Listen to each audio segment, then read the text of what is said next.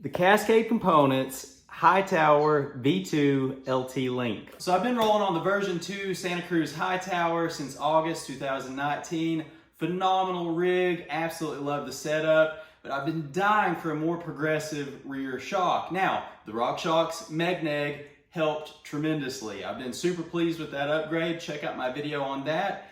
But I've still been left wanting even a little bit more, especially when my riding gets really rough and the hits get really big. I still feel like I need more progression out of the rear shock. Enter the Cascade Components lower link aftermarket replacement. Cascade Components claim that this is supposed to be the real deal in actually increasing your small bump sensitivity, your mid-stroke support, and your bottom out resistance. Essentially every aspect of the performance of rear shock, this is supposed to make it better. Why didn't you just get a Mega Tower? I like the Hightower. I like the snappy rear end on the Hightower. I actually spent quite a bit of time. I got to spend a full week in Park City, Utah on the Mega Tower. Really like that bike. The Hightower to me pedals noticeably better. It just feels like a lighter, snappier bike, especially when they claim that this is going to be just as pedal friendly and just as climbable as the stock Link. This Link is supposed to actually take up the rear travel from 140 to 150, making it a much more capable rear shock. Now, it's worth noting, I did not get any sort of discount. I don't know these guys at all. So Cascade Components are actually based out of Washington State. They've been making lower links for the Mega Tower, for the Bronson, for the Hightower, for the comparable Juliana bikes. They also make linkages for some of the transition bikes, some specialized ones. Definitely want to check out their website. This is my first look. This is supposed to be a CNC'd aluminum. It's supposed to have sealed bearings that are supposed to really last a long time, and yet you're supposed to still be able to take these out and press in the Santa Cruz lifetime replacement bearings.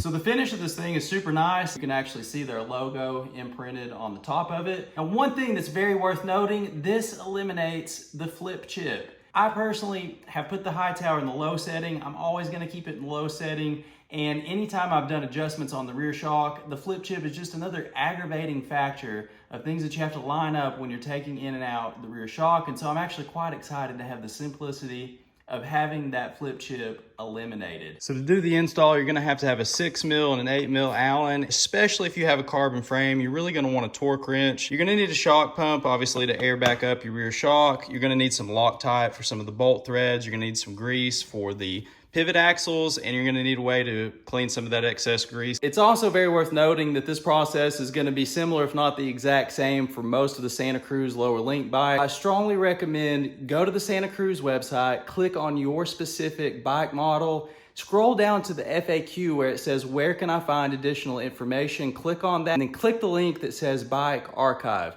That's gonna give you all of the information that you need about the exact torque specifications and where to apply grease versus Loctite during this procedure, as well as anytime you wanna service the bearings or whatnot with the frame. So to get the party started, you actually want to remove the air from your rear shock. Take your 6mm Allen key and remove the rear shock bolts.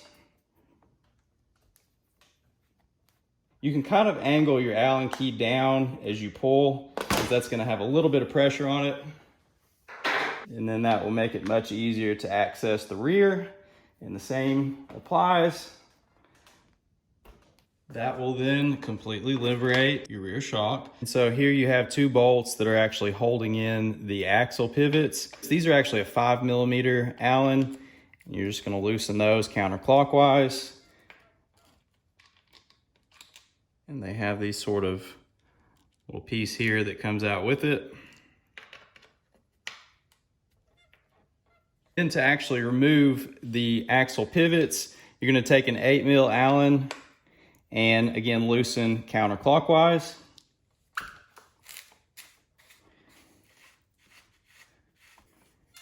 You want to just sort of hold up your rear triangle as you remove these, just to take the pressure off.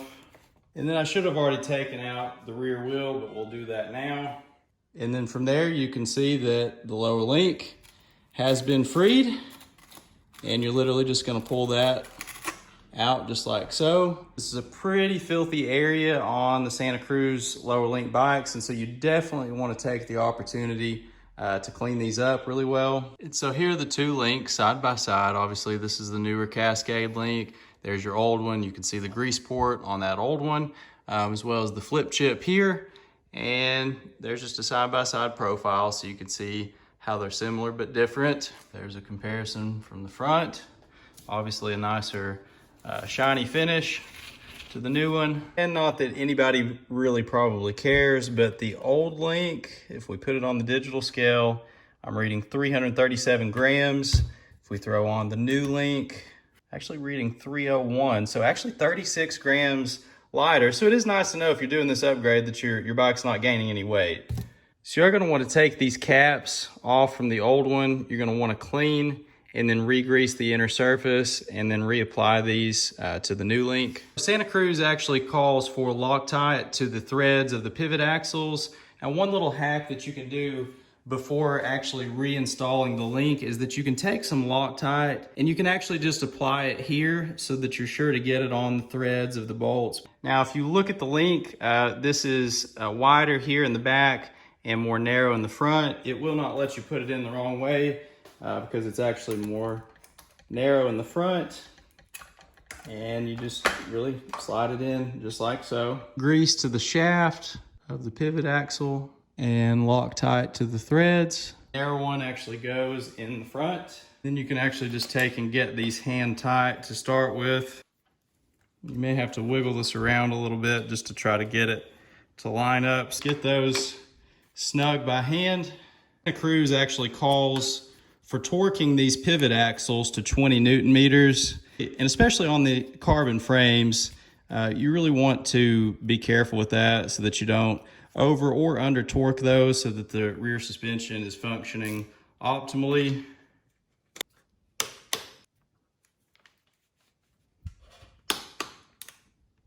And then we have these washers and bolts that go on the outside. You want to put grease on the outside of the washer and then Loctite on the threads. Your 5mm Allen. Just barely get these snug because we'll come back to them with the torque wrench. And on the carbon frame, Santa Cruz calls for torquing these bolts to 9 Newton meters, which is not a ton. We'll throw back in your rear shock. And then Santa Cruz actually calls for 16 Newton meters for these on the carbon frames. It's much easier to do that on the rear before you do the front one. You can actually still rotate the shock to get alignment on the front bolt after you've already torqued this one down. And then 16 Newton meters on this one as well. And you are reinstalled. Reinflate your rear shock. All right, so we got the lower link installed. It looks phenomenal. It's got a super nice finish to it. Got it set up to 31-ish% sag, which is exactly what I was running before. I actually had to take it all the way to 220 PSI to get that same sag that I was running before that would require about 180 to 185 PSI to get, again, around 30-31% sag. And so quite a bit more air volume required to get the same sag. I'm excited to see what that change makes out on the trail. So we're gonna go give it a ride at my local jump line and give you a first ride review. All right, so we're gonna hammer out a full run here on High Roller Flow Trail. When I'm sprinting here at the beginning, I don't feel any excess bobbing. And I'm still feeling plenty of support diving into these berms. No tire buzz, but nice feeling on the rear shock on the big hits. And then sprinting out here, I think there's actually more support.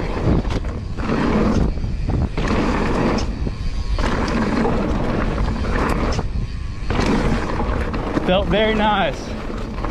That's a section that if you're running a too saggy rear shock and don't have support, you're gonna suffer on speed.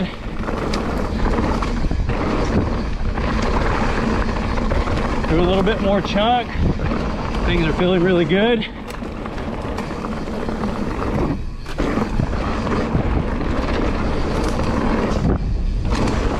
It's a pretty well-rounded trail. Just because you actually have to pedal it out in places.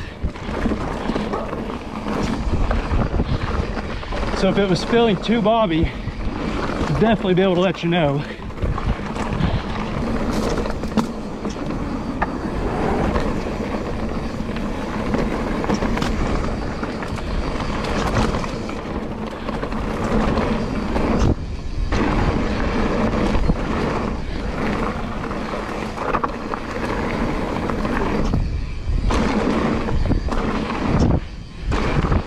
Feeling good. Feeling good.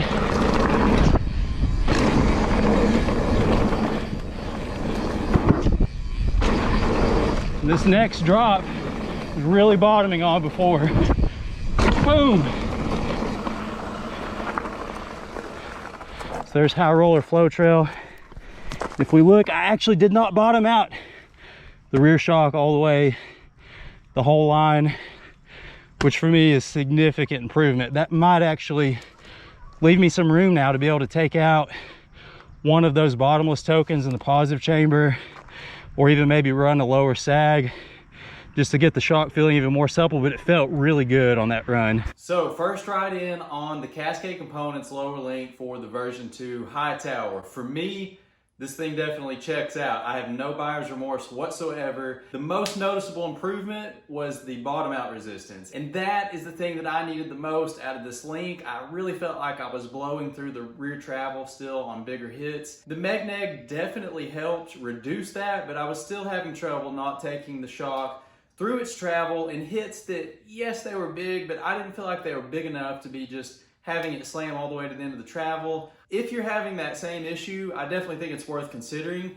If you're not blowing through your rear travel and the trails that you're riding are not challenging the rear suspension beyond the point that they can handle, or maybe it's only getting close, then you can probably get done what you need to get done with the much cheaper option of going with the Megneg. If you're really craving more progressivity, or just a better performing rear suspension in general, this is probably gonna fix those problems for you like it did for me. I can only imagine that I would want to have this link on any bike that it was available on. I really did feel like my small bump sensitivity was improved. I felt like the mid-stroke support was improved. When I was standing up out of the saddle, sprinting, I didn't notice any loss in efficiency whatsoever. And so yes, I went up in rear travel, but I didn't lose that snappy feeling that the Hightower is already known for. It's worth noting too that on the week that I actually spent on the Mega Tower, I actually felt like I was blowing through the rear travel on the Mega Tower as well. And so even if I had a Mega Tower, I would probably still want to get this link as well. I fully admit it is an expensive upgrade, especially for an already expensive bike, but if you're looking to really get maximum performance,